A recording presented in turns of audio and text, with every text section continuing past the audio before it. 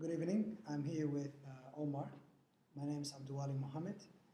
Um, Brief introduction about me. Professionally, I'm a certified public accountant. I practice in accounting in the state of Washington. In my spare time, I volunteer. I'm the board president for a small not-for-profit organization based in Seattle, but works on overseas, specifically the continent of Africa, and currently working in the Somali country in East Africa. The organization's name is African Development for Education and Health. Our mission is to renovate and rebuild schools and hospitals that were destroyed by the civil war in Somalia for the last 25 years.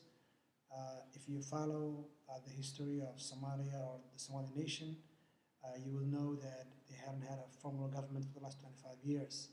So a lot of institutions are broken. So we're just a group that provides self-help for Somalia.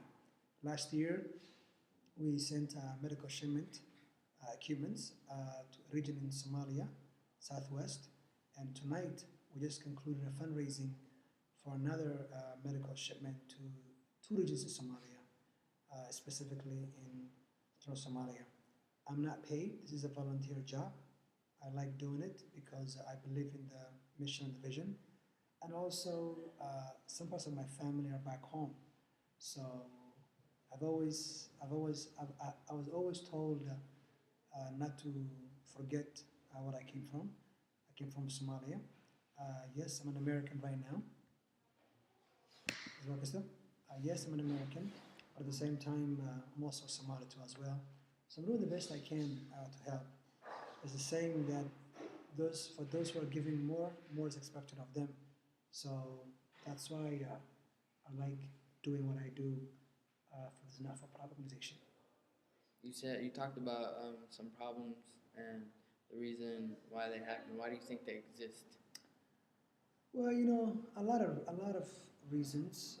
Just to make it simple, um, there is no government, there is no law and order, and when there is no law and order, when there's no security, there's chaos. And when there's a chaos, there is the methodology of the strongest survives, right?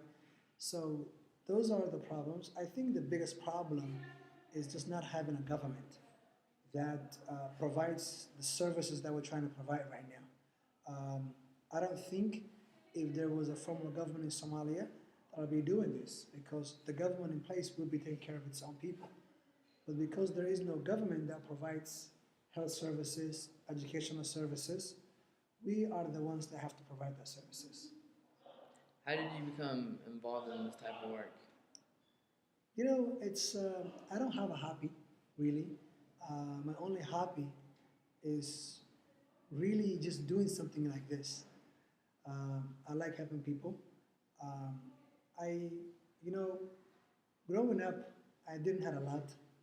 Um, I mean, I'm not saying I was poor, but I grew up with a working family.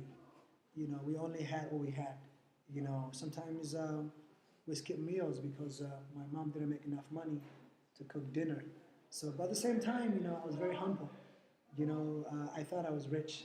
I thought I had everything because my mom taught me, hey, you know, this is life, and life sometimes gives you challenges. So now I'm in America. I went to school here, both my elementary, high school, and university here. I have a successful career, accountant for 10 years with Boeing. Right now I'm an accounting manager with the city of Seattle. I own my own CPA firm. All that is success, and it brings me something, whether it's income or money. But at the same time, I want to give back. When I say give back, it's not only money. It's easy to write a check. Here's $200. Go do it. But I think getting involved, organizing the community to help back home, is more than just me giving money. So that's how I got involved in this work. That's why I like doing it. What other organizations do you guys interact with to accomplish your goal? Example tonight, we partnered with another organization called Somali Health and Educational Sector. Their main goal is to actually sponsor scholarships for Somali students back home to go to universities in Somalia, outside Somalia. We are partnering with an organization in Columbus, Ohio right now who are trying to build a university in the Good region. We partner with Dr. Howard Foundation, who works in Somalia, which was actually nominated for the Nobel Peace Prize. So those are our those are our organizations that we partner with, and many more.